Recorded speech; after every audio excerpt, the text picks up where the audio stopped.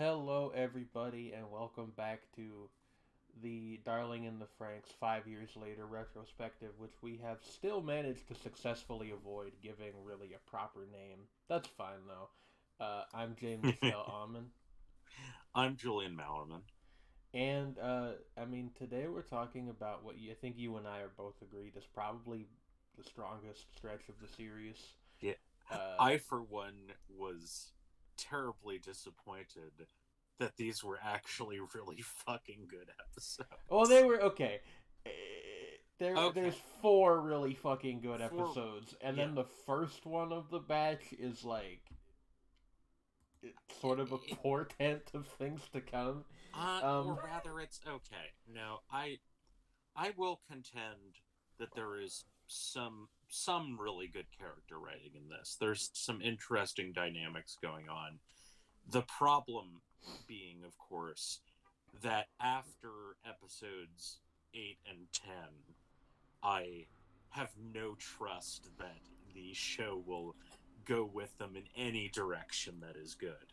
Or, you know, like, were I watching this with no, future knowledge whatsoever, yeah, uh, then I would be sort of going, you know, like, given the episodes that immediately follow it, which are excellent, I wouldn't find this particularly worrying at all, and yeah, actually would have been like, oh, this has some problems, but there's some really good stuff here, so yeah. gonna give it a pass. I think the smart thing to do will be to. I think we're gonna basically discuss this as like we'll do a little bit on episode 11. Is it? Yeah, 11 is partner Mm-hmm. shuffle, which is the one that you were just talking about. Um, and then we'll kind of do 12, 13, and 14 as like a block because those three are sort of. That's kind of all one thing. It's not entirely one thing. There's still a serial narrative, but uh, those three episodes are very closely interconnected, and then we will get to episode 15, which is my favorite episode of the entire show. Hmm. Um, so episode 11, Partner Shuffle, is sort of like at the time it was sort of infamous among the fan base. People would like half jokingly and half way too seriously call it the NTR episode. Um, Uh, all right. Like, so, so what? To the parts that I don't particularly like about 11, is look, we get it. Futoshi's a wife guy. well, We okay, get we it. should explain what actually happens. All right. Is Very generally, um, there is Mitsu is wounded after a battle, and they're not entirely sure why. And we find out that as a kid, he was injected with like an experimental drug cocktail to make him a better FranXX pilot, essentially. But it's also like hurt his physical well being, and that's all. Sure, that's all fine. Um, Meanwhile, Futoshi and Kokoro is her name. Kokoro, yes. mm-hmm. Yep.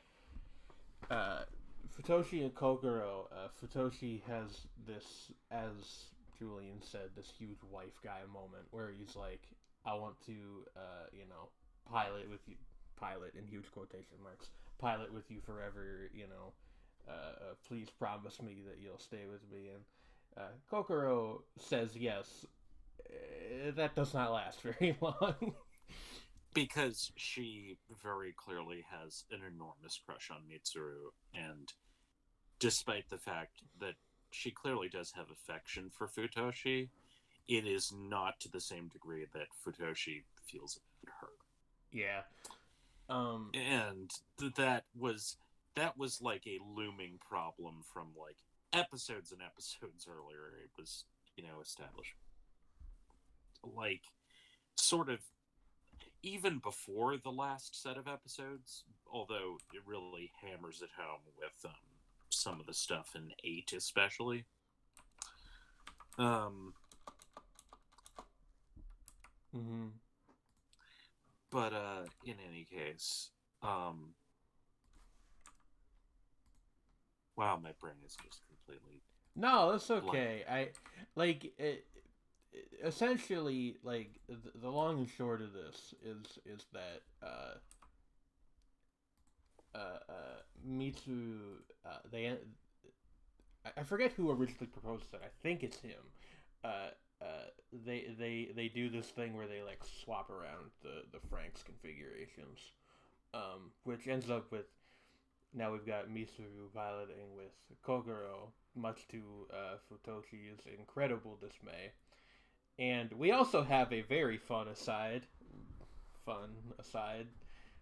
with Mm. Ikuno and Ichigo, um, where Ikuno is like, why don't we try a pistol connection? Which again, if you need to be brushed up on the series' terminology, why don't we try piloting lesbian style? And this whole little plot cul-de-sac, which doesn't really go anywhere in these episodes, but mm, uh, it doesn't work because that's not how the robots are designed to work. And Ichigo makes some comment to the effect of like, "Oh, I knew we needed a boy for this," and Ikuno goes off in a huff, and Yeah, it's it's all like very each something. Ichigo, stop being so painfully straight for just 1 second, Yeah, and like read the room. And also, it gets into Ikuno and Mitsuru's continuing thing of you know, as Ikuno puts it, I am not like you, yeah.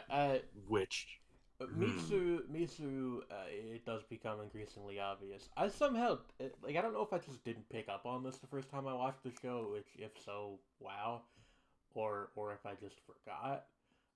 But it does become increasingly obvious that Mitsu is harboring feelings for Hiro. Um, and has for since they were children. years.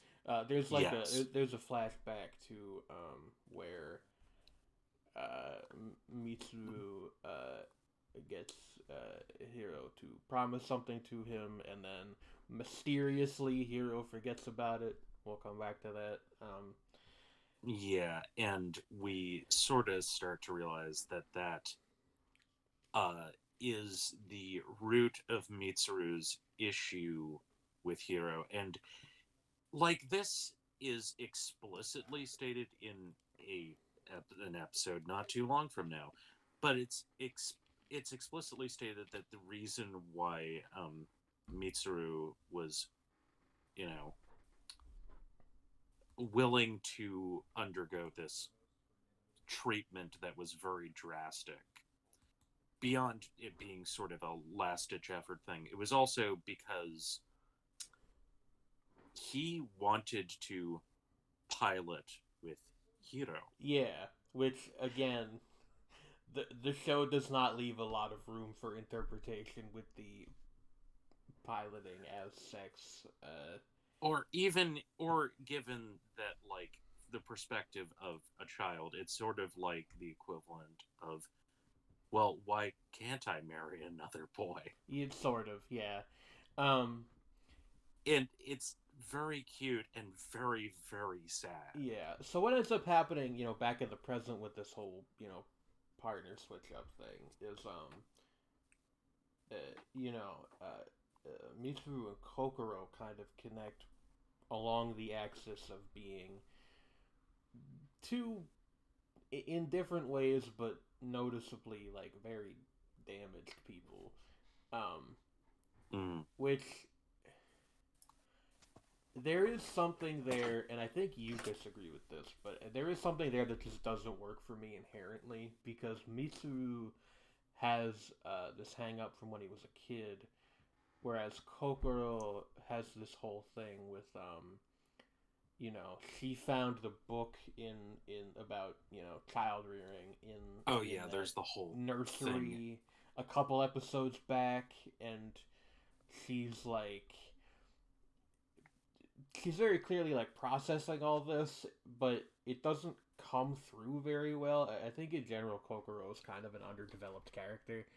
Um, Yeah, it's there's a whole thing in this episode of her actually explicitly talking about the whole "why don't we have children anymore" yeah, it's thing, very and she's she clearly has been hit with information that is messing with her perception of herself and her relationship to the entire society that she's in, yeah, and it's it's doing a number on her, and she does not fully seem to understand why.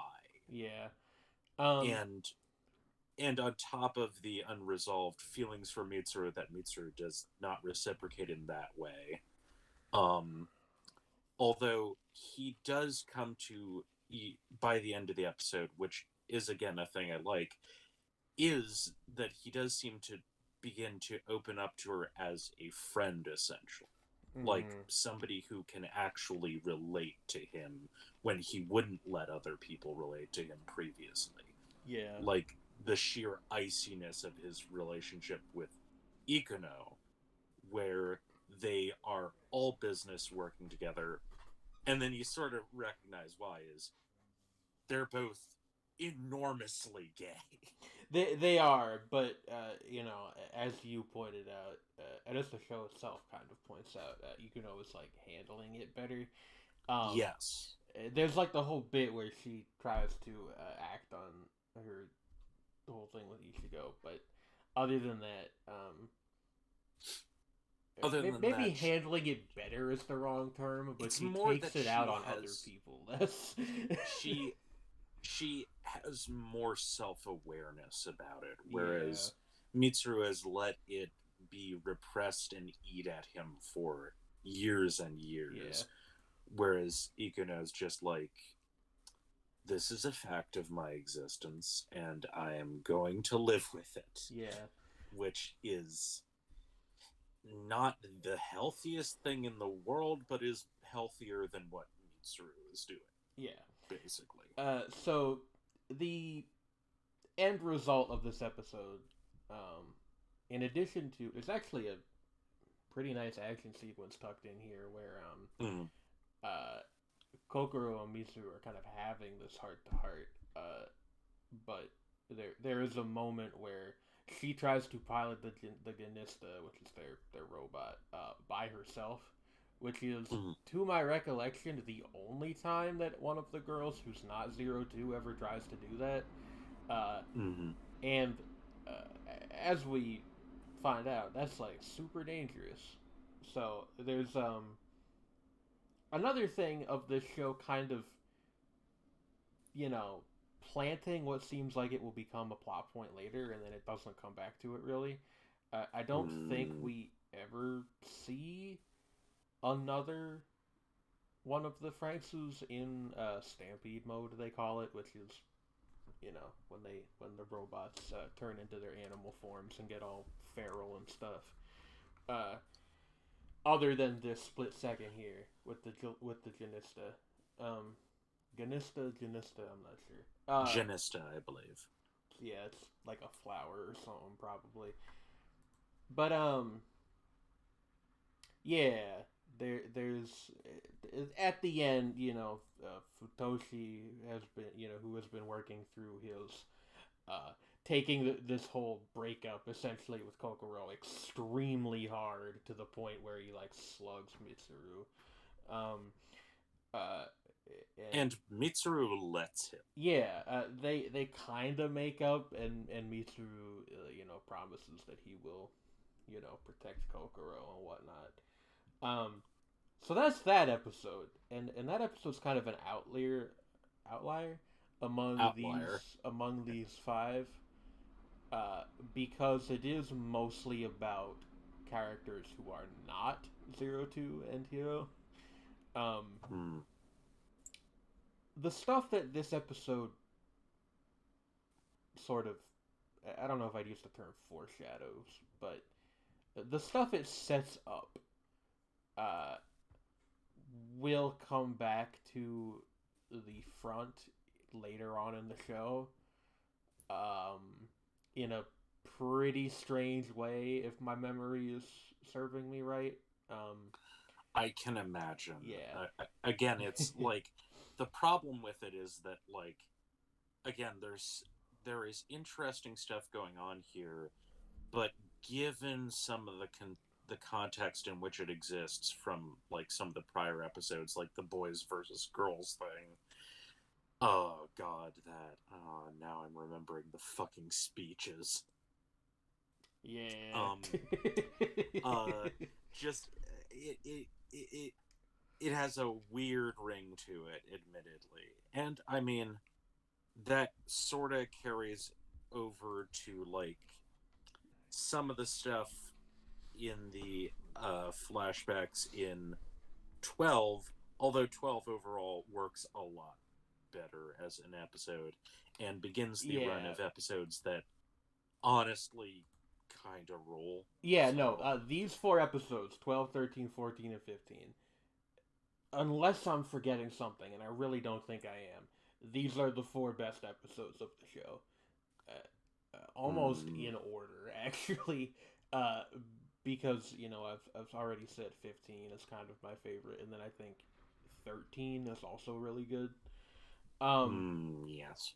Essentially, as we pull over to episode 12, uh, we are introduced to a new facility called the Garden, which is the place where uh, Ape, the shadowy organization that controls all this, Knockoff raises Sele. not knockoff Sele, raises children to become pilots, and Squad 13 is sent there, and initially we don't entirely know why. Eventually, it becomes clear that they're kind of just tagging along while 02 is subjected to a bunch of tests that she very clearly really does not want to be subjected to. Um, and there's well,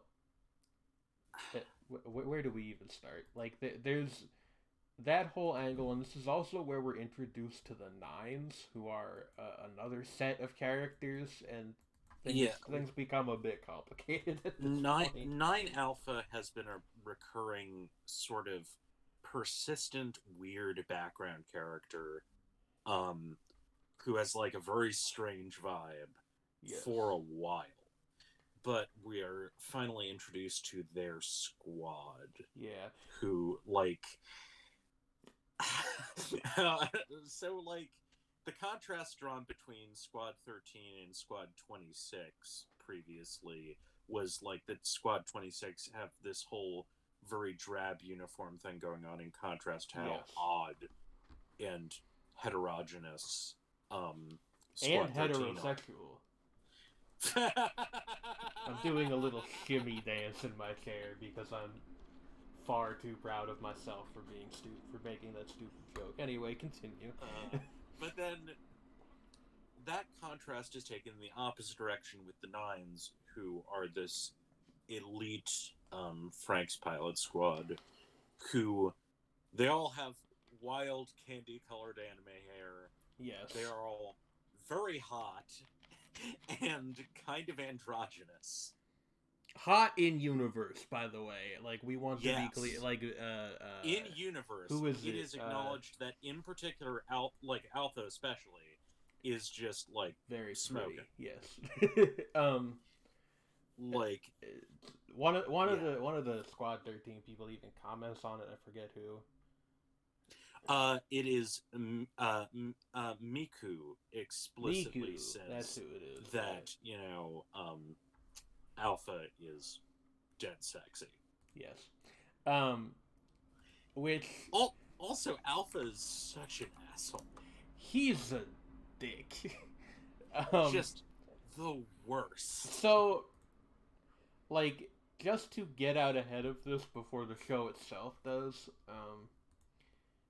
the Nines, it becomes increasingly obvious are kind of a very broad stroke metaphor for people who are not cisgender or heterosexual in a very broad categorical sense. Nine Alpha in particular, I don't know if they ever explicitly identify him as non-binary. I mean, everybody calls him, but there's a very strong undercurrent of like, isn't this androgynous person scary because like you're attracted to them even though they're such a jerk, and it's like what exactly are we going for here? Yeah, It's like there are it's really some weird. questionable overtones, but of course the joke that I had to bring up because of like the way that they are an asshole to Zero Two, who originally rode with them, Yes. in particular, is it's just like it gave me the vibe, as I put it, is like, oh, so it's like the trans girl who has her new dorky cis boyfriend and her D&D team um run into her like mean artsy former friend group who Yeah. are all the really catty queers It's who are like, oh, hi in Janice. in a show that had even like maybe 10% more self-awareness, it would genuinely be kind of funny instead of just Yes. really uncomfortable. Like, I mean, we're laughing about it, but that's But it kind is of a cope laughter. that but I mean, yes, but also it's like there it does sort of like also bring into focus something that comes up later in the episode, which is something that you brought up, is that like the so I'm reminded of like Tolkien's whole thing of like a I have a cordial dislike of allegory, but then talking about applicability. Sure. Um, and so like there are some interesting trans overtones to Zero Oh Two's God, character. yeah, okay. This is something I didn't really. Again, either I didn't pick up on it at all, or I just forgot about it. It is like throughout the episode, Zero Two is in an extreme bout of like violently depressive self-loathing. Um, and part of the reason for that is that she thinks she needs to kill more Klaxosaurs in order to quote become human unquote. Um, and Which it's left a little bit ambiguous mm, as to how literal that is, but part of this whole thing is that she does not want to become a monster. Like, um, this is like a whole thing of like she mhm. clearly wants to be seen as a person, but because of physical features that she has, people don't see her as the kind of person she wants to be. So it's again, And it sort it of also, leans really yeah, heavily on this without any apparent intent to do so, which is almost impressive in a weird way. it also draws on like specifically an interesting kind of thing with the whole sort of persistent thing from the beginning of like the way that Zero Two is sort of conceived in this kind of scary Dionysian feminine way, is that it does sort of draw on, especially interestingly enough, not so much Japanese as Korean fox myths, which is the belief that a fox that lives to 100 years old eventually can become human, but for much of that time they prey upon humans. You mentioned something about this, yeah. And it does feel like that's intentionally being invoked a little bit, like, Mm-hmm. and there are different variations on that in Yeah, different places, like it's in Japan you have kitsune, in Korea you have gonniho. I can't remember what they're called in China. yeah. I mean, there's that's probably more what they were actually going for, if I had to take a guess. Um, which is not to say, obviously anime is perfectly capable of intentionally writing queer allegories. It, I mean, the same year that this aired, you had Zombieland Saga, so I don't think that's controversial in the slightest. At least not among people who, are normal. Oh, jeez. We do not make podcasts for right wing weirdos. If you somehow stumbled onto this and are one, please go. I don't know, play Call of Duty or something. Well, no. Anyway, to get back to what I was talking about, the what you are getting at is probably more intentional than the whole wow, this is really trans thing. But it really is, because there's this whole bit where she's she is looking at her teeth in the mirror because one of the symptoms of her getting more Klaxosaur-y is her canine teeth start growing and her horns start growing, and she looks at herself in the mirror and she's just absolutely disgusted. She starts smashing the mirrors in her this is later on, but she starts smashing the mirrors in her dorm room and stuff. It's very sad. And the way that she fights when they are out, sort of contending against these very wolf-like Klaxosaurs, is more and more unhinged and bloodthirsty and obsessive. Yeah. In the same way that you might say, just to connect this to what previously happened, the facility is set upon by a pack of wolfish Klaxosaurs, and they are scrambled to deal with that. The way that she fixates on it is directly paralleled to her self-harm behavior of the constant biting of her fingers, which it becomes it's something that you notice a little bit of her biting her nails previously, but it becomes much more prominent here and so uncomfortable. Yeah. I not to get way too real with it, but same. That is also something that I do when I'm having a day. Even specifically the thing where she crooks her thumb and bites her thumbnail is that was a very I don't know if I articulated this to you while we were watching, but that was a very surreal moment for me. It's that's she's just very, like me for real, but in the worst way possible. Very visceral. Pretty much everything in this episode with that. There's also another element which comes out, and it's even more in the next episode in terms of the applicability thing, is also autistic masking is another thing which you can definitely read that into what she's doing too. In the nature of her sort of the way that she perceives herself, combined with these sort of repetitive behaviors. But we'll get into that angle of it when we get into episode 13. I mean, to be honest, there's not much more to say about episode 12, I don't think. Unless I'm forgetting something. Other than that, the whole other than the end, that the garden being bound in snow is a very evocative thing that ties over into what leads into episode 13, which is when Hiro attempts to stop Zero Two essentially psychically reacts by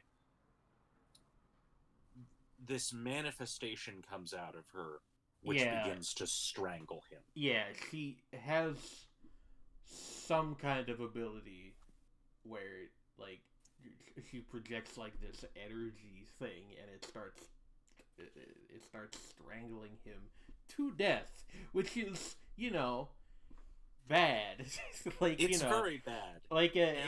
It's when you're caught up in this kind of extremely violent self-loathing. Sometimes it hurts other people too, which again, like The weirdly, metaphors.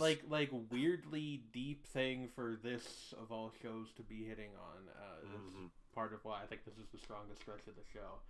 There's And it's also a point slightly earlier where Nana and Squadron 13's other caretaker, I never remember his name, are yeah. are Why talking do I about never how remember? like Zero Two's sorification, great name, is speeding up, and Ichigo happens to overhear them, and this throws her into a panic too, because we know from past episodes that Ichigo, in addition to just seeing Hiro as a friend, also carries a very strong torch for him.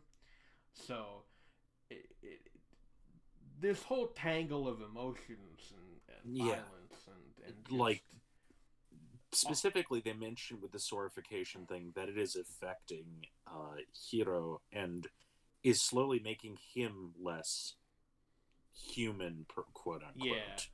I Um, I have seen people compare that plot point to an STD, which I eh, Darlifra is the sort of show where you'd think that would make sense, but I don't really know if it exactly I works as I I feel as a, I feel ironically that like it almost more reinforces the whole like angle with like how like with the sort of potential trans applicability of how one is perceived as a cis person in a relationship with a trans person. yeah. There is a whole thing of like, I mean, like I've known people who this has happened to. It's like you know by dating someone in the queer community, you are to at least some extent drawn into it, and that Mm. changes how people look at you. Even if you yourself, even if you consider yourself, and cis hetero, like and this gets particularly the parallels get very strong in the 14th episode, but again, yes, getting ahead of ourselves. like yeah. So episode 12 ends on this note of Hero being strangled by this weird like ghost energy projection that Zero Two like seemingly unintentionally creates, but she is very clearly like I mean she like uh, does this whole spiel about like you are nothing to me, I'm just a monster who eats people and like casts them aside. It's very rough. You are fodder is Yeah, the yeah. terminology she uses. It, Um, it's nasty. And it that is the note that yeah, episode 12 ends on. and but also something clicks into place is as this is happening is that Hero begins to have sort of a mind link with Zero Two, combined with that he recognized something while walking around the grounds previously that have I been here before? And one of the things that flashes in his vision is a child Zero Two. Mm, And that brings us to episode 13. yes. I would like to take a break first. Yeah, no, of course. We actually like basically just hit the half hour, so we're gonna put a cut Mm. in here. And when Mm-hmm. we return, we will talk about episode 13 and 14. Which I think that 13 might actually be my favorite. 13 is very good. Anyway, yes, we'll be right back. Let's go. I almost hit the stream button instead. That wouldn't have been any good. Hi again, everyone. Anyway, yes. So episode 13. So there it while it is a cliche to have two romantically intertwined and important characters have met each other as children and forgotten for some reason, Yeah. whether partially or entirely for various contrived reasons. Here it's actually very effective. Yes. Um, and anyway, we begin with uh, Hiro is a small lad Well, okay, who, just to set it up, we did establish, yes, that as this whole thing is happening in the pilot seat of uh the yes, Strelitzia, uh Zero Two and Hero like yeah, get like a mind link from yes. whatever, and then the whole episode is then a flashback beginning with. hmm Beginning with Hiro as a small. When I was a young boy. I will absolutely murder you. All right, so Hiro first coming up with Ichigo's name at the beginning When they were because kids, yeah. when they were very young kids. Also, weird little detail there of uh Ichigo. Uh, Actually, I'm starting to realize this flashback may have been from a previous episode, but it is relevant to this. Is um that some of the other kids are no longer able to cry when they are upset, yet Ichigo is, and she is intensely self-conscious about this fact until Hiro comforts her about this. I think that's from the shorter flashback in episode 14, but it's all kind of mixed together, so it's fine. In any case, we sort of get Hiro starts to become aware of someone else in the facility that he is being raised in the garden with the other kids, who is a little bit unusual. By which we mean she has red skin and horns. And is fucking adorable. Yes. Baby Zero Two is extremely adorable. This is yes. I think this is probably the least controversial thing we will ever say about the show. Baby Zero Two is cute.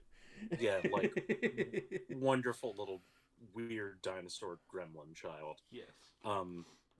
But so he becomes sort of fascinated by this girl, from a distance, and also in a rather disturbing turn, sees her being horribly tortured by people doing experiments on her because she has a weirdly resilient body. Yes. Like they show her being shot in the hand, and with some kind of, not even shot in the hand with like a bullet or something. It's like some kind of puncture gun that literally blows a hole in her hand. It's very graphic. It's very graphic, very awful, and as Dr. FranXX once again, creepy gropey guy from like the first episode, comes back, and he just never trust a science man who says marvelous in that fucking tone of voice. Yeah. One thing I've learned from watching Made in Abyss. To be fair, we are watching Subarashi. we're watching the Japanese subtracks. He says Subarashi, but but still, again, same idea. Like literally the year before, you had like fucking Bondrewd the novel show up in the last couple episodes of that show and just be the most horrifying. It's very, flashbacks. I mean, I have not seen most of Made in Abyss, but my understanding is that Bondrewd is like an interesting character. I'm not sure I'd say the same about Dr. FranXX. That's the unfortunate thing. He's like, he is, we have Bondrewd at home. Okay. He doesn't even, never mind. Anyway, he doesn't even have the fashion sense. No. He looks like if somebody fucking... Actually, he kind of looks like Dr. Wily from Mega Man. Anyway. Yeah, he does. This is all irrelevant. Anyway, it's irrelevant. This is a very good episode, but fuck this guy. Yes. In particular. Like, both as a character and in a more meta sense.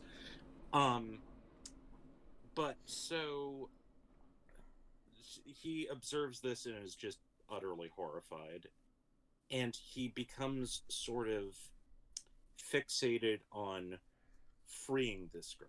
Yes. And then we also see Zero Two's side of things, which is she, when early on, when she was in this facility, she has like, before a certain point, she doesn't really have any memories of it in particular, Yeah. other than, but she remembers that there was someone who consistently brought her food, and then one day brings her a picture book, which she doesn't really understand the concept of. Yes. And then that person is no longer allowed to see her. It's actually very interesting because the way the flashback is portrayed, it's not totally clear if it was like a person from the facility or if what we saw in the flashback, where they're depicted as sort of a robot ghost thing, is supposed to be literal. If it is literal, I don't really know what to make of that. But I mean, I suppose it doesn't matter that much. I interpreted it as that Zero Two, again, the way that Zero Two is portrayed in terms of behavior is like slightly bestial, but like also has, possibly intentionally, is really similar to a very young nonverbal neurodivergent kid. Yeah. And the way that she sort of, the way that she relates to the book, she does not really understand language when she hears people speaking to her, but she does have a strong visceral reaction to images. Yes. And she carries this book around with her everywhere, refuses to let anyone take it from her, and is just sort of in awe of it. And then one day she's just stuck in this room, and Hiro finds a way to climb a tree outside her window Yes. and hurls something through the window, and in order to help her escape. Yeah, and they make their very adorable little escape out of this facility, and they go. What they try to do is they try to go live in the woods outside of the garden, which, yeah, And Zero Two's reaction, to looking for food is to try to eat a mouse that scurries in front of her. it's, And look, that's just funny. it is. It's very funny, and it like Hiro is just mortified and makes her spit it out. Or tries. Yeah. She go chomp. Yes. But like they sort of have this just really adorable dynamic where it's like they're both fascinated with each other for different reasons, Mm-hmm. but there's like this mutual understanding there, even though she has like no idea what he's saying. And he's like, it's established in the previous episodes that Hiro is like very precocious, so is able to, like, when the book comes back around, like, he is able to actually read it, Yes. and he reads it to her, and Yeah. just he becomes real, like, he finds the pictures beautiful, but he's also like, this story is really sad. Yeah. What it is, the story itself, we should probably explain, is sort of a very sideways take on a Beauty and the Beast kind of thing, where the main character is a beast princess, I think they call her, Mm-hmm. who tries to who falls in love with and tries to be with a human prince, and a witch gives her a human form, but with the curse that she will eventually eat this man. Um, And it, Hero's reaction to that is, of course, wow, this is incredibly sad. There is also, a very direct parallel because I mean, this story Yes. is made up for the show. It's not a real fairy tale. Yeah, there's Um, actually in the credits they show you and the entire book, yes, the entire book, and it's like it has a hell of a downer ending. yes, like Um, but yeah, like they're out there together.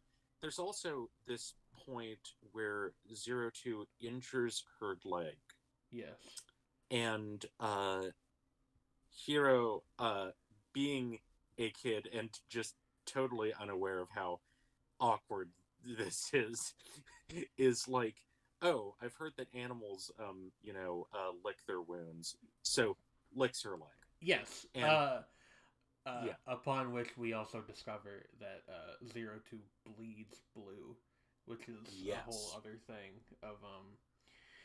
There is an interesting parallel to me where it's interesting because this isn't stated explicitly, but it's very clear that the reason that Zero Two, as a not a quite an adult, but like an older teenager, uh, thinks that she isn't good enough to be with Hero or her darling from the past, which turns out to be Hero, um, is that she has internalized this thing from the book where you know she can't be a part of human society because she is cursed to uh you know give in to her inner monster when she needs to do something.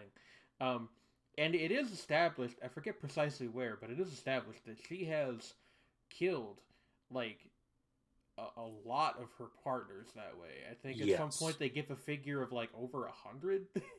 like yeah, you like know, the um, ones that did not die were never the same. well, no, I mean, I don't think Is it like, if assuming any of them? Yeah, yeah, I believe I it's like believe it is actually established that the only two people who have there survived was the riding with her are yeah uh well there's the one guy from the first episode, but he dies shortly he thereafter. yes Uh Misu on a technicality and Hiro. Um yes so it's interesting how she's like internalized this because, from her point of view, that's true. She does kill people like to in like a misguided attempt to fit in. So you can understand like where this self-loathing is coming from. I mean, it's not mm, out of nowhere. Um, and yeah, I mean, they, as children, they're wandering around in this forest, and they are eventually caught um, by security staff from the garden. It's implied that they didn't really get very far, but it's an interesting episode to me because again, it seems to set up a bunch of things that, as far as I can remember, the show doesn't really come back around to. Because there is this whole, you know, there's kind of a karma thing that people expect from fictional characters, right? Where if we find out somebody's a murderer or whatever, uh, there was an expectation that even if they don't die, they will have to pay for what they did somehow. And mm, with a character like Zero Two, this takes a really weird shape of she's done all this stuff and we know she has, but we didn't actually see it. So it it feels sort of like the kind of tossed in detail that I would probably have left out if I was the one writing this, which thankfully I was Al- not.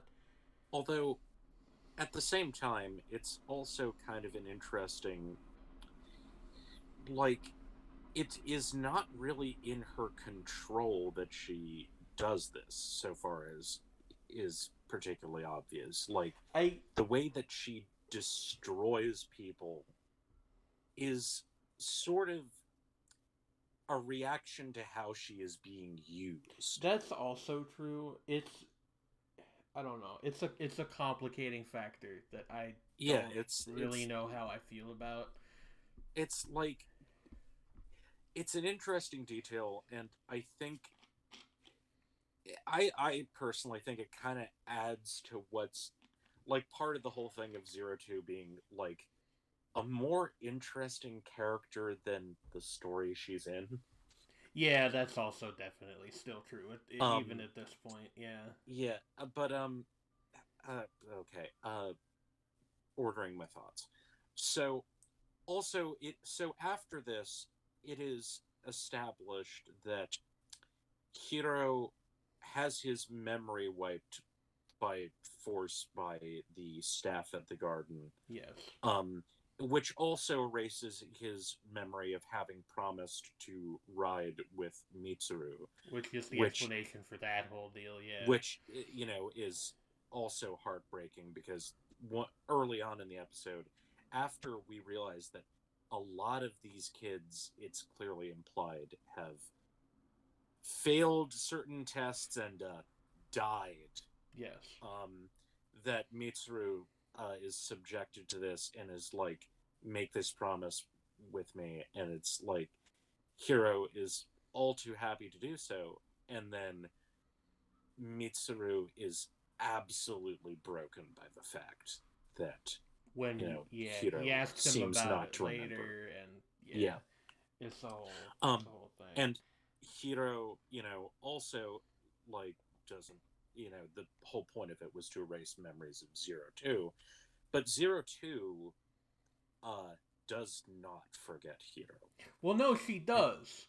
she did She not she well, forgets. not entirely, Yeah, not no, entirely. she That's the thing. remembers like the general, Contour of it. yeah, like the general But idea of their meeting as children, the but but the it most important thing is when she starts to develop an ability to actually speak to other human beings, the first words she's able to articulate because of her memories of Hiro that have been like just mostly repressed is the word for I, which is generally a more masculine one, which is boku, which she uses habitually, yeah, which is unusual for a female character, and again plays into the weird gender stuff yeah, in an interesting way, but also the word darling. yes. And And there that, there is this genuinely, like, I think very effective moment of like toward the end of the episode where she makes the connection because they've got this weird psychic link thing going on of mm, realizing that Hiro is the kid that she met as a child, and she puts two and two together, and I think that's a very good moment. It's a very yes, genuinely really sweet. and, and it's also sort of combined with the scene of that after this having that they tried to completely erase her memories, but it did not entirely work.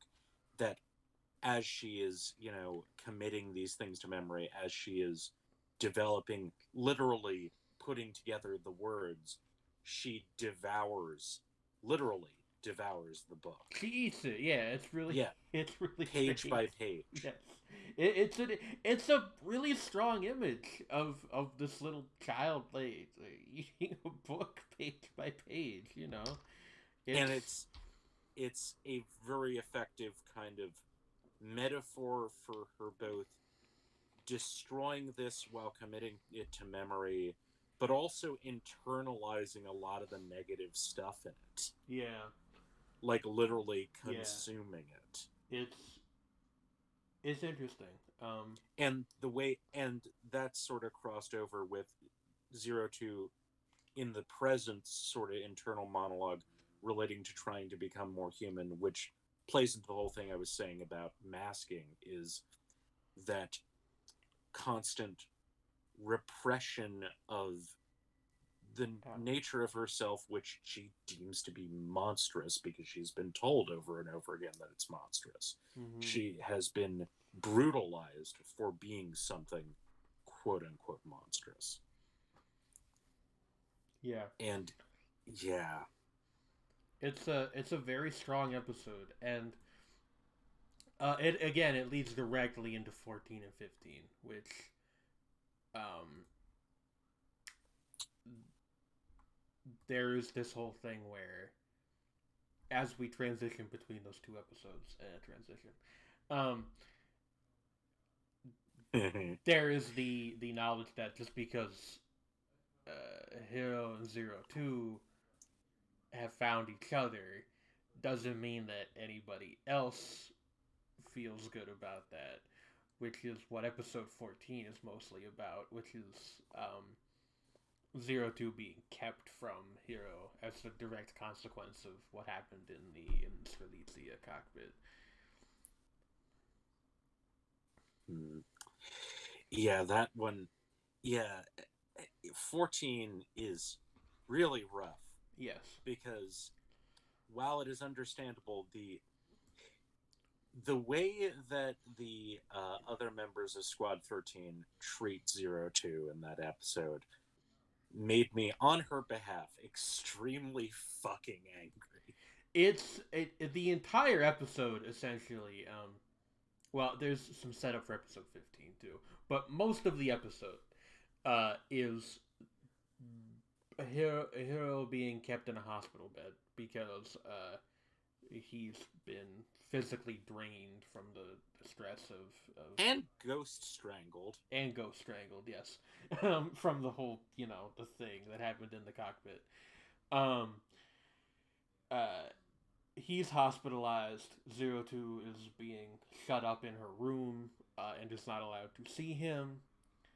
Uh, all the while, we learn that there was a very large scale operation being put together where Squad 13 is expected to participate in this, where a bunch of plantations are moving toward a point, a geographical feature called the Grand Crevasse, which is a sort of Klaxosaur factory fortress something. It's deliberately not made Yeah. super clear what the facility is, but it's clearly like a facility of some kind.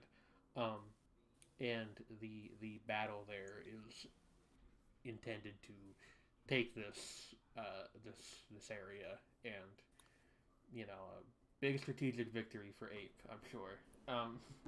But that's the background against which this interpersonal conflict is set.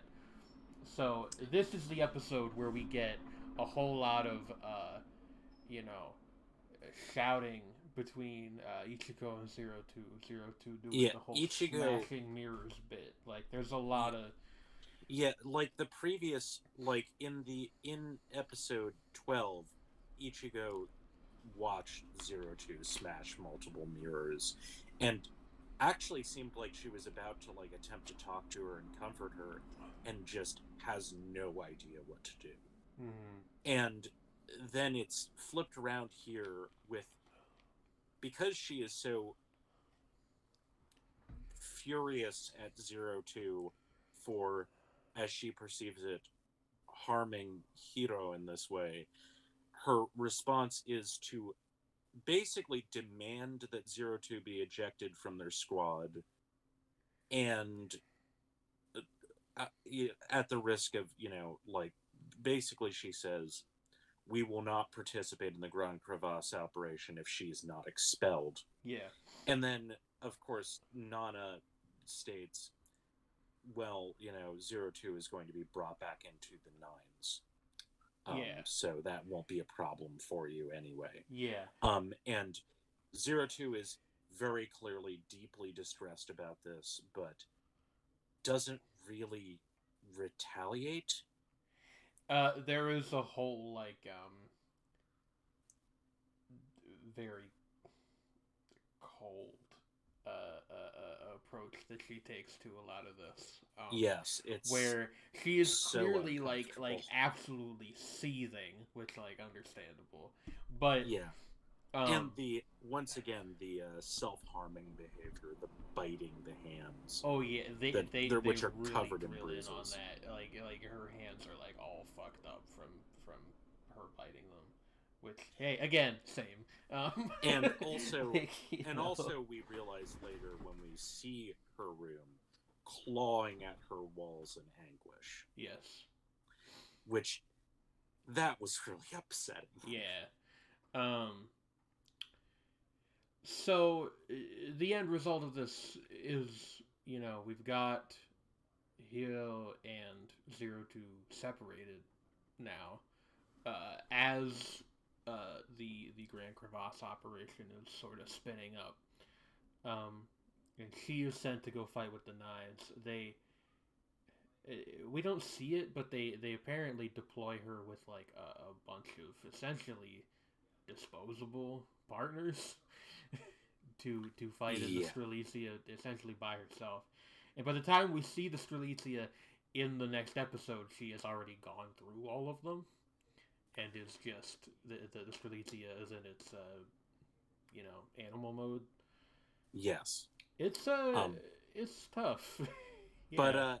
before that happens, there is the whole matter of they finally like they finally relent in allowing Zero Two to see Hiro, and specifically it's Goro and Kokoro, who Goro being I just want you to be happy guy, who is I like Goro, he's good, but and then Kokoro being like sort of growing to understand herself better, moves to try to be more understanding with Zero Two's situation is like, we'll go with you, but we will let you Yes. see Hiro. And by the Um, time they get to the hospital room, Hiro he has has vanished. snuck out. Yes.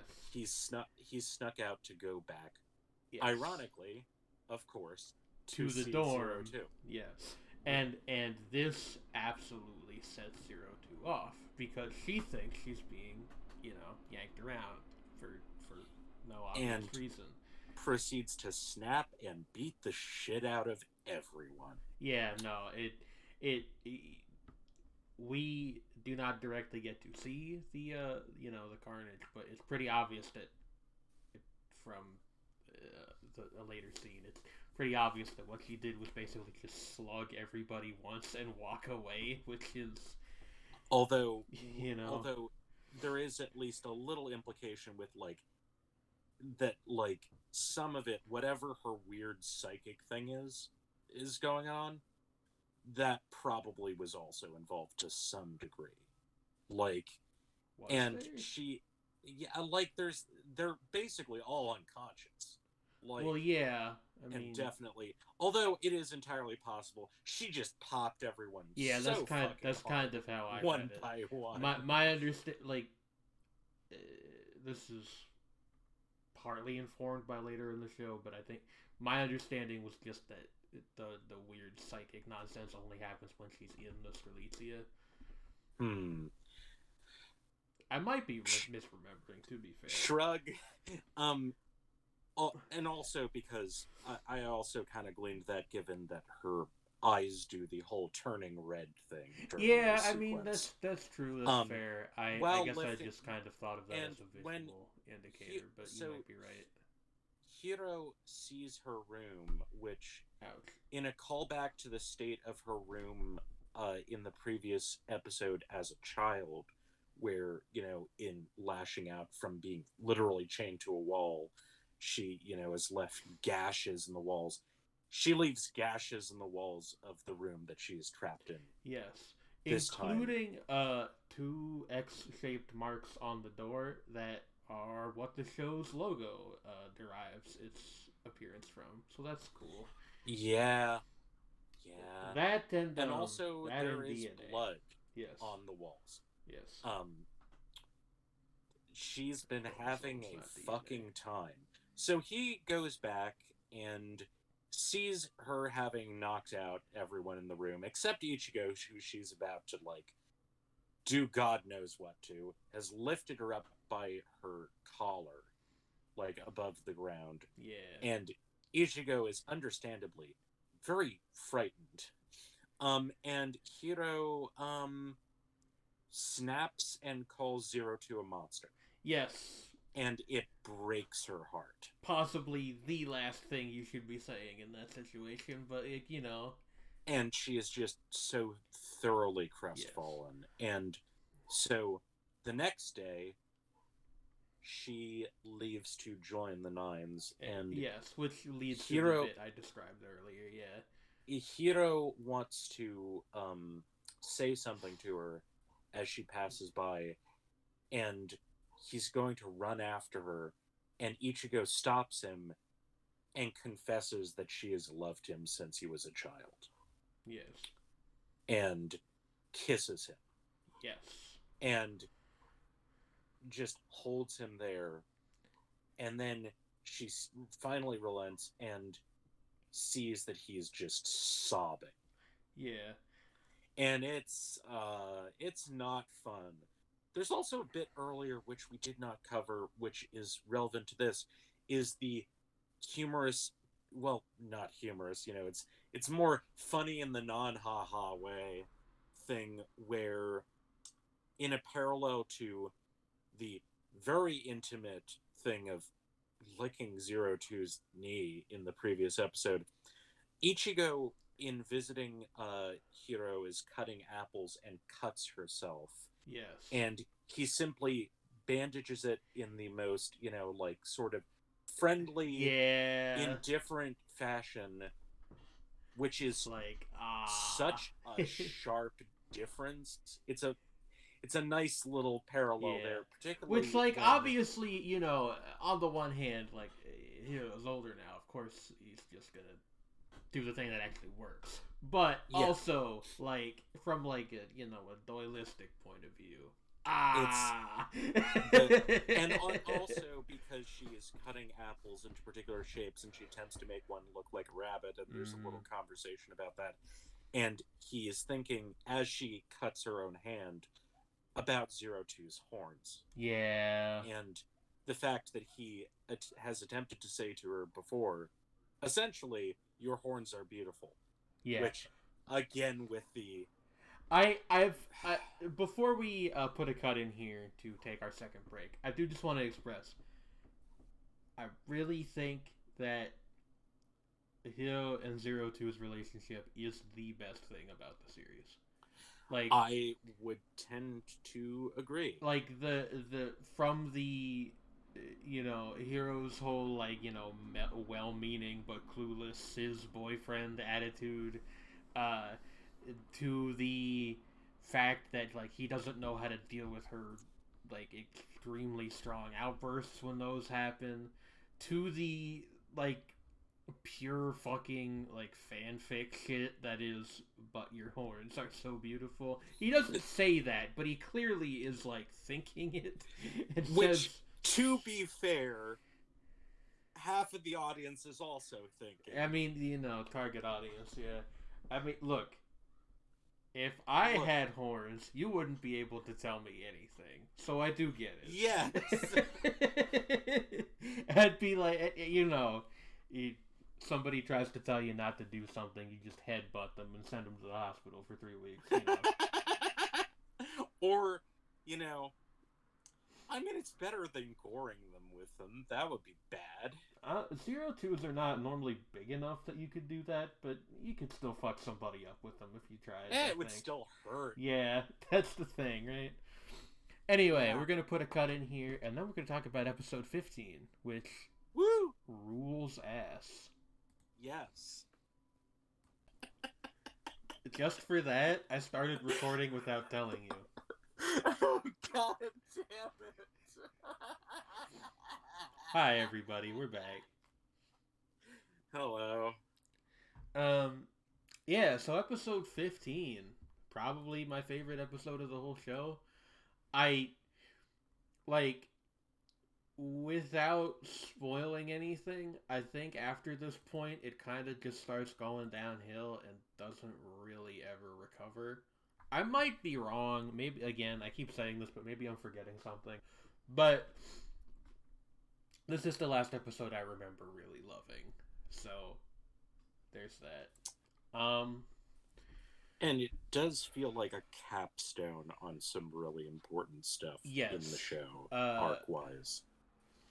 Just emotionally, it is yeah. probably the most cathartic episode Yes. thus far, It is like by orders of magnitude. I am a sap and I am a sucker for episodes of anything almost that do the whole like we've been through some stuff, but now we have each other, and oh look, the music's swelling. Oh look, our love conquered the world. That kind of thing.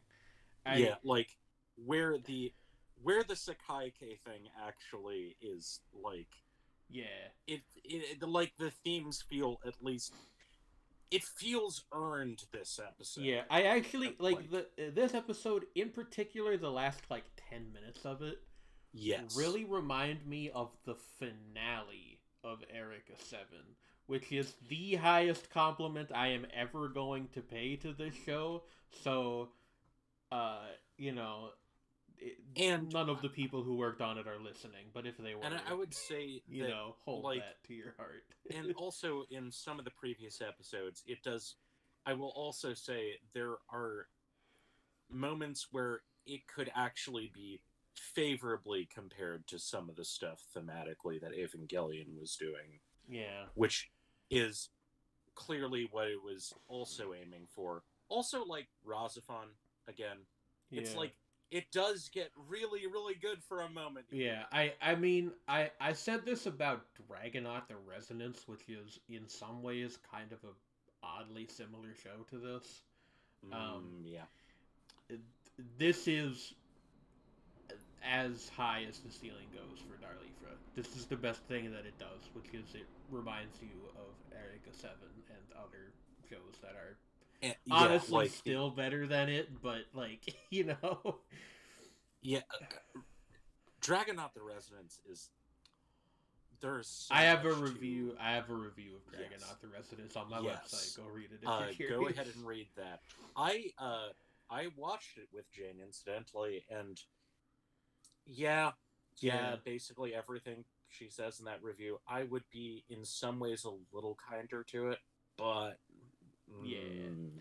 but it's another fraught one. That one has canon, like explicit gay representation in there, so that's neat. But then kills off those characters, and it sucks.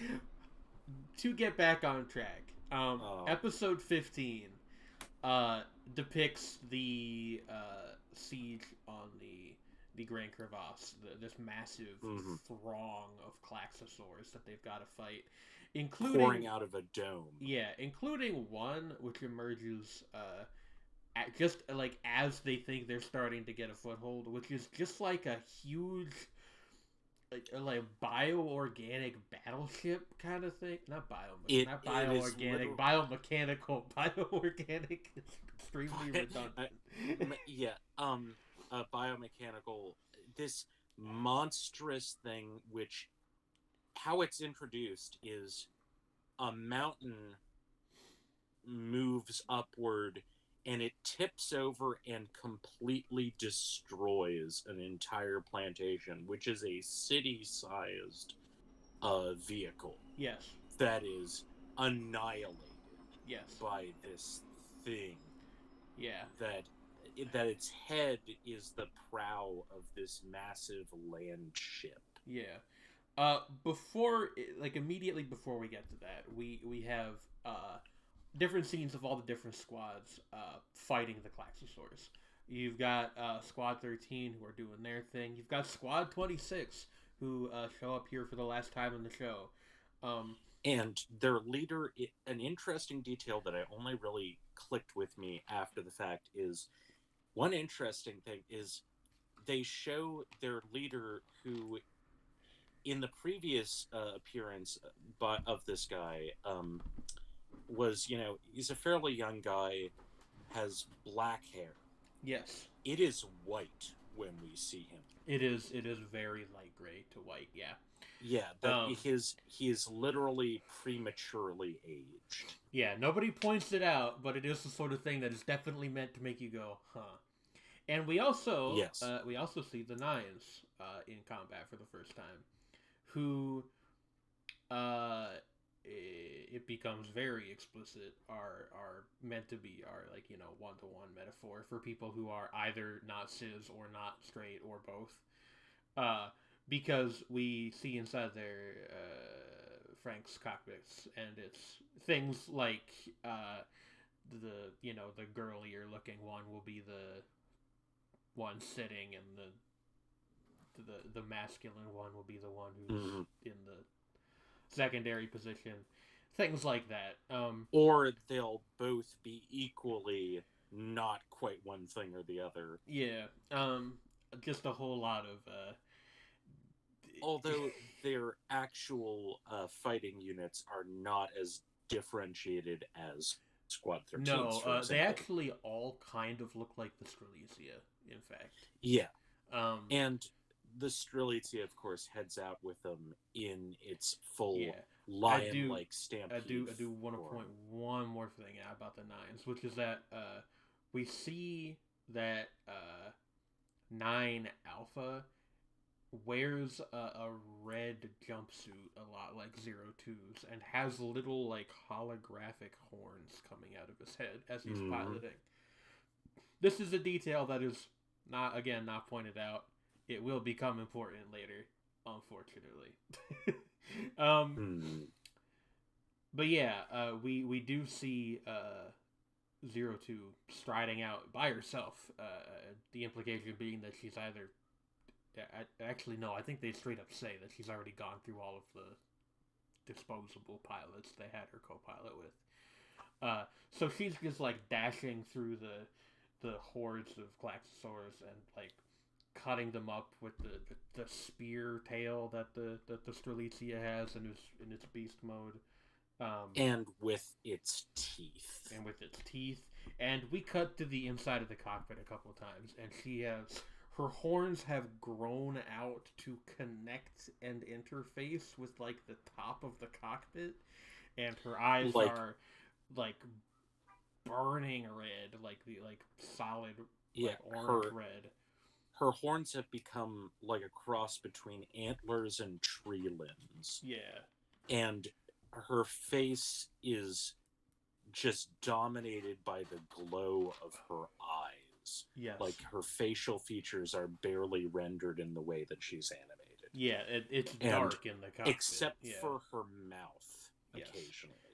Which, of course, is massively fanged. And they do the episode director, who I actually looked it up. Is that Toshifumi Akai? Yeah. Toshifumi Akai does a really interesting thing here, and it shows up in a couple other episodes, but this is the most effective use of it, where if they don't want to have a character say something out loud, they will superimpose it in a column of text over the screen, usually after or right before cutting to a solid black. So this is relevant to the whole 02 thing, because it is implied that in the state of mind that she's in, as she's just, dashing across the battlefield, just absolutely fucking up the Klaxosaurus, like, she has either cannot talk or simply is not wanting to. So we get her inner monologue directly. Like, she's just sort of having these singular, very intense thoughts, which I'm not going to quote them directly, but they boil down to, I've just been pretending this entire time, and this is who I am. I'm a monster among monsters, that kind of thing. Just intensely self-loathing, And sort of the way that it's written is the way that it's translated is, in terms of the subtitles, is breaking it up with Yes. things like interjections of numbers in weird Yeah. places, odd Yes. capitalization. And I think in the Japanese, it's like mixtures of hiragana and katakana. Something like that, And or the kana are mutilated or something. yeah, It's very effective actually. Yeah. yeah, just like that these flashes, and it is implied that Hiro is getting some of these flashes because of their mental connection.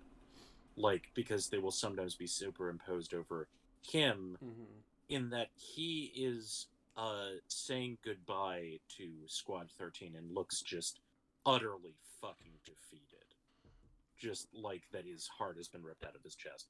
And they're trying to put on a brave face and be, sweet to him. Yes. And he's trying to smile and just looks dead inside. Yeah.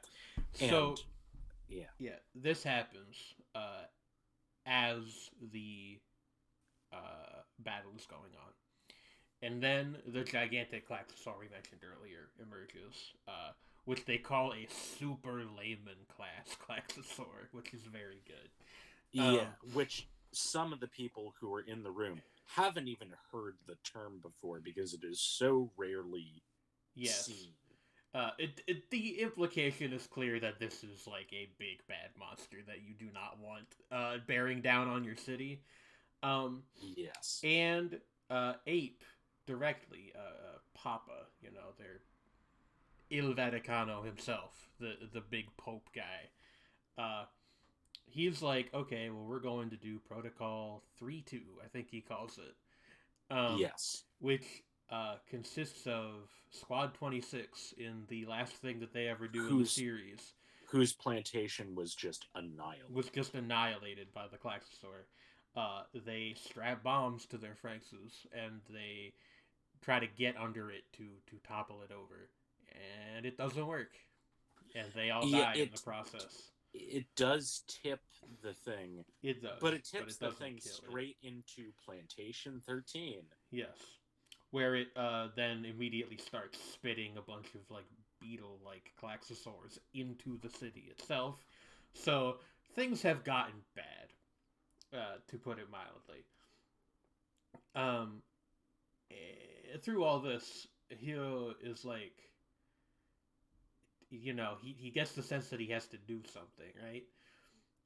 Because he's seen the footage, he's seen Zero Two, bobbing and weaving among the enemies, um, in this very animalistic mode, and he knows that things are going badly for the rest of Squad 13 as well.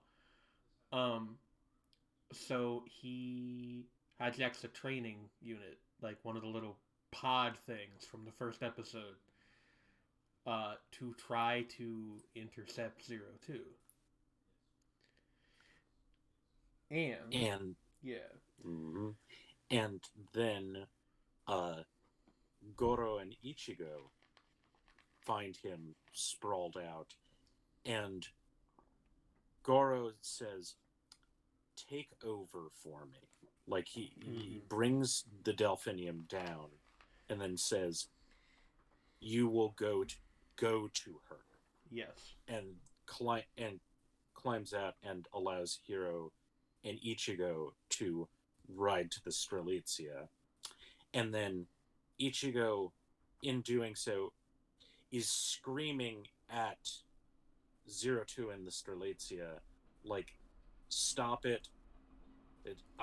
Basically along the lines of, "I am willing to give up the man that I yeah. love for Well, you." the exact quote, and I am going to Yeah. quote it directly here. What she says Yes. is "God damn it, I guess it all is about her," which is such a line. Like, But there are other lines sort of contextualizing yeah, overall, where it's like well, yeah, it's not the she's interesting going thing. to, she is Yeah, deeply frustrated with the turn of events, but also is ultimately acknowledging, as Goro straight up says to her, is, like, you clearly are concerned about her too. Like, That's it true. Yeah, is that's that true. she basically acknowledges in a way that she's lost, Yeah. and that she might It not be okay with it, but she yeah. is willing It to it the let Hiro go. yeah, the relinquishment of the, like, you know, She they stops they being really, possessive. yeah, they really make you feel like the weight coming off of her shoulders there, of like this whole, like, just relinquishing the idea that she, you know, I don't want to say has a chance, but you know what I mean. But that she has, in, like, sort of like in the way that, Goro finally admitting that, like, Ichigo, like, that he loves her but he just wants her to be happy. She's able to finally let go and do that herself, Yes, when it was much harder for her. yes. It is, like, without exaggeration, it it is my favorite character moment from Ichigo in the entire show.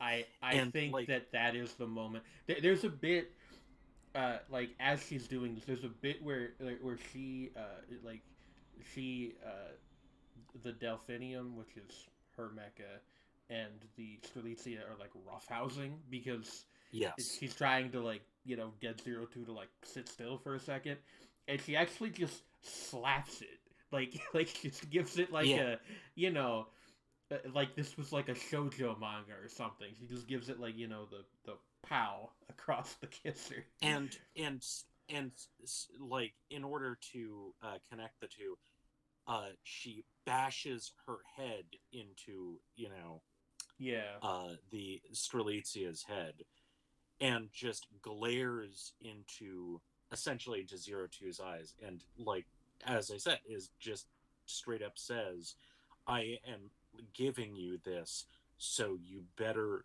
not fuck this up. yeah, um and, like, I'm willing to make this sacrifice, yeah, so just take it, goddamn you. yeah. It's genuinely, like, such a good moment, and then what immediately follows after that is also an incredibly good moment of, he'll, climbs back into climbs over into the Strelitzia's cockpit, um, and just directly, confesses to 02 with, like, no bullshit, essentially. Um, which you have the floor. And he reaches out and touches her antler sort of horns and holds on, and then breaks them. Yeah, he, like, yanks them out of the, which, on like a, from like a plot holes level, like, how did he know to do that? But also, like, in the moment, it's Well, such I a, would just say that it's an intuitive thing. yeah, it's such a good visual of, like, I am literally yanking you out of your self-loathing, like, And like, you are here with me now, and we need to, like, deal with this and, like, everything else that's going on. and basically makes her look into his eyes as he essentially apologizes for what he did. It was like she said, and when sort of 02 begins to regain her senses, she says, I said that you were nothing but fodder. And he says, and I called you a monster. It's, yeah, I it's it is so, it's it's so like, that sappy, had but me it's so tearing up. good. It has me tearing up now. It's Yeah. really sweet. It's It's it's such a moment, and then, the cathartic payoff for all this is, uh by the way, also, everyone is, like, bleeding and sobbing, yeah, and it's there's there's fluids everywhere. oh my god. But it's But just, yeah, but it is, the big cathartic payoff for this is the opening song starts playing as, you know uh they start piloting the Strelitzia together, and have they have we synchronize. ever on the show talked about the opening song? Because Oh, the opening it's song worth, goes hard as fuck. We can come back to that at the yeah, end of this episode. yes, That's like, it'd be okay, like a little bonus segment.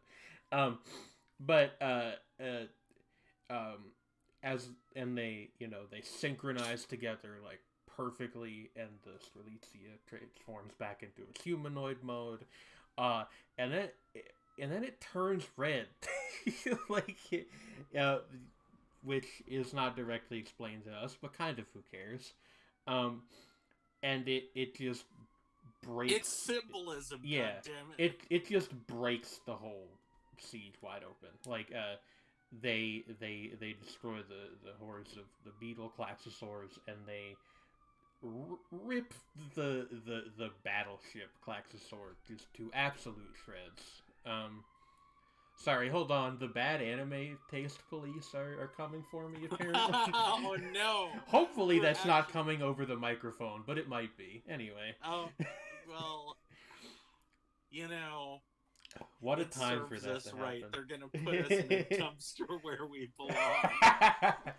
No, but like the last couple minutes of the episode are such a good, like, it's literally just them fighting the Klaxosaurs while screaming at each other how much they love each other, and it's so like, if you're a certain kind of person, you're listening to this and you're like, that sounds tedious as hell. And I It get isn't, goddammit. I get that if you're like the kind of person who doesn't, I mean, it's very theater kiddie, and I do get that, but it like Look, I was wondering, one of my favorite anime is fucking Technolize, and that made me cry.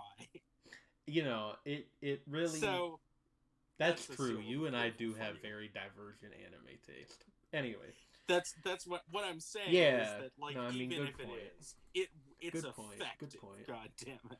But like, you know, it's just this really, really cathartic moment of they stop the siege, and for a bit everything seems fine, like, for once in the show, Yes. because, like, okay, like, Zero Two and Hero have reconciled, and they're, we'll say, going steady now.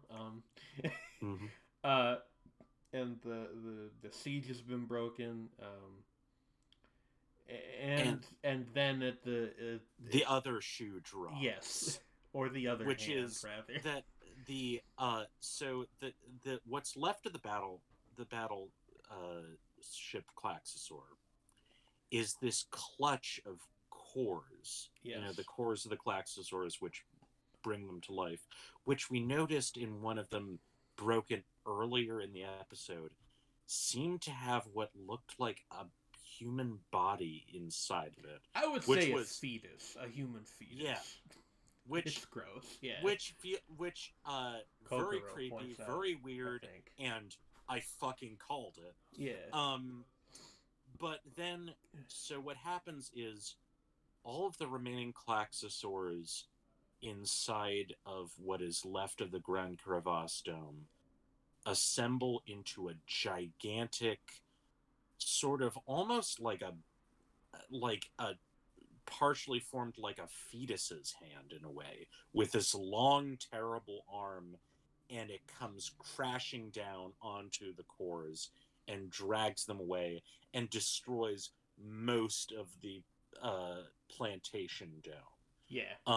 But it does leave. It doesn't actually Hurt anybody. go hurt anyone. It goes all around and destroys all of the evacuated areas, and just leaves where all the people have been concentrated, and pulls away the core, because that's what it was grabbing for. Yeah. And it is just an incredibly striking and strange and disturbing image. Yeah. And Which it's is, like, what the fuck yeah, was that? and that's the end of the episode, and the end of this batch of episodes. Which, like, if we stopped here, right, and like we pretend that the rest of the show is a mystery to us, right, like a total black box. I'd be hype as fuck. Yeah, right. And this is the thing that always gets me about Darlifra. This is the thing that I always come back to, is the fact that so much of it is so good makes the parts that are bad, which is a decent chunk of it, feel Yeah. even worse because the next episode is Days of Our Lives, episode 16, which Tredney has Which not watched yet. has I'm the not gonna same name as spoiler. a fucking soap opera. It does. I wonder if that's on purpose. I've never thought about that. Oh god.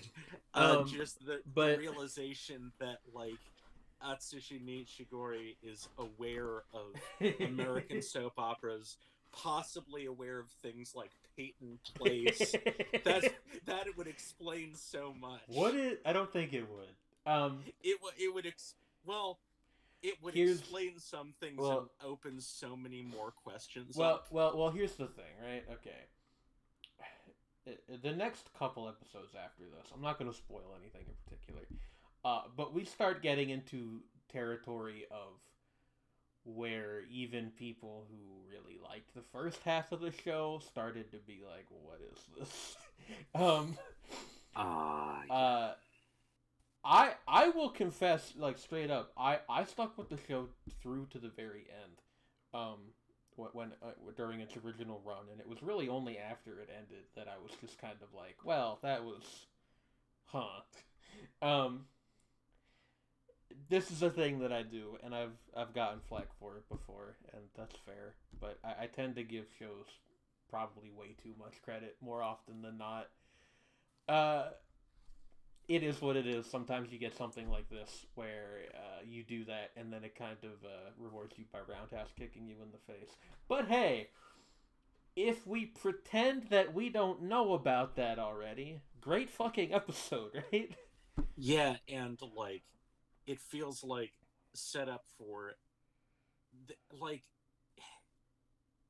ideally you probably wouldn't have 9 episodes after this. You'd have a slightly smaller number of them, which would just wrap up what's going on here or like elaborate on things Yeah. in a reason like a reasonably tidy manner. There's Which a there's there are many ways you could take this that are not awful. Uh, I don't want to belabor the point. We will get to what the show actually does, which is confusing to say the least. There is, I told Shredney this earlier, there is one really interesting character that we haven't met yet, so that's something to look forward to. well, that is something to look But forward to. for the most part, this is the point. This is the last firework. This is where Darlifra kind of stops being good at the end of this episode. Yeah, right here. I mean, and like like it is a hell of a high note. Like yeah, that, and it is genuinely. I stand by together. this. I stand by this. Episode 15 is one of my favorite anime episodes of anything. Yeah, it is. That like the back half Yeah, of that episode is just phenomenal. fantastic. Yeah, And as I said, like in conjunction with 13, which is just like so emotionally potent, and it's like this whole stretch of episodes, if the show were to continue at this level, yeah, be like a you know I would be able to forgive the weirdness of some of the earlier stuff and yeah. I just be mean, like unreservedly say that this is great. yeah. I mean, like that. What you just said is how I feel about like Erica 7, which also has some weird stuff, especially in like its midpoint. Um, but it really pulls everything together by the end. This does not, and Yeah. it's very, you know. Well, I'm gonna see. I would like to hear Shredney. What do Yes. you think of the show so far, just in general? Because we're about halfway through it. Like again, it's like at its highest points, it is just it feels like a really effective love letter to like these like really melodramatic Sekai giant robot stories I'd agree in with a that. Yeah. very like effective just I'm repeating myself. It's just it does what it's trying to do very, very well when it's at its best. At its worst, it's like, again, it feels Boys like, and girls sure are different. oh, JPEG. oh, the fucking monologues from, I think it was Yes. episode 8. Yes. Jesus Christ. And also the stuff in episode 10 where it's just like, oh god, fucking YA dystopia shit. Yeah. Like the Xeroxes of Hunger Games, like fucking Divergent or some shit, like on that tier. Divergent like Yuji's fist. Um, but like that's yeah. It's a strange one. I I feel like I'm not going to still think this by the time we get through the last two batches of episodes, but right now, I am glad I went back to it. It's definitely got a Mhm. lot of problems, but when it's on, it's on. And it also gets me to thinking, like, yeah, I should make you watch Razafon sooner rather than later, because Hell, again, I think you'd really fucking like it. I don't want to promise anything. Maybe we can do that as our next podcast. Hmm. We'll think about Yeah, it. We'll think about it. we'll figure something out. It's But like, like but yeah. just in general, I do think we're going out on a high note with this particular batch. We wanted to talk Mm. about the opening theme a little bit though, real quick. Yes. So the thing about the opening theme to me is like, what really sells it is like, has a really interesting vocal performance in that it alternates between, in the quieter sort of parts of the performance are very controlled and like just really aching with emotion, yet it also like has these sort of peaks of like really unrestrained singing where it's like going like way off key but in a way that works Yeah, because it sounds like a fucking wail of anguish. yeah. It is. I don't know how obvious this is to you, but the song is sung from Zero Two's point of view.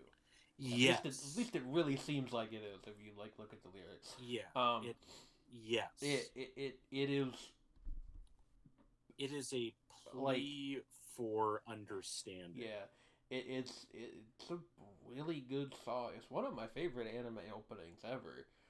Um, it's kind of sad that it got Yeah, stuck to it's this like show, but it is like on it's yeah, it is up there. Like there are some anime openings which I would hold like even higher up, like famously Uninstall, the opening to yeah, Bokurano is just one of those ones which is like weirdly untouchable.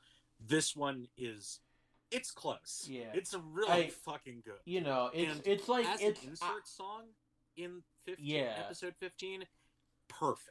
it goes Like just hard. it But like goes crazy hard in yeah, context, especially. but yeah, I agree with all that. I would put it like at the tier right below stuff like Uninstall or Cruel Angel's Thesis, like like the really iconic and really Yeah. good anime openings. But it's pretty fucking good. Yeah.